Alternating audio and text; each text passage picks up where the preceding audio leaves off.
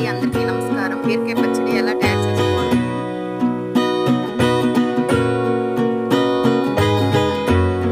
ముందుగా ప్యాన్ పెట్టుకొని దాంట్లో ఆయిల్ ఒక 2 స్పూన్స్ వేసుకొని ధనియాలు, జీలకర్ర, పచ్చిమిర్చి బాగా వేపుకొని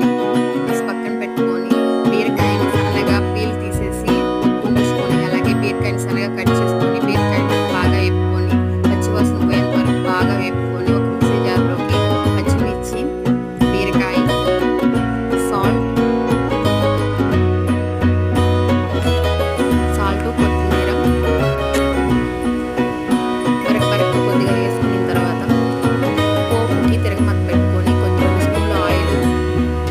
ఆవాలు, జీలకర్ర, పచ్చెనపప్పు, మినప్పప్పు వేసుకుని బాగా వేపుకున్న తర్వాత వెల్లుల్లి, ఎండుమిర్చి, పచ్చిమిర్చి ఒకటి,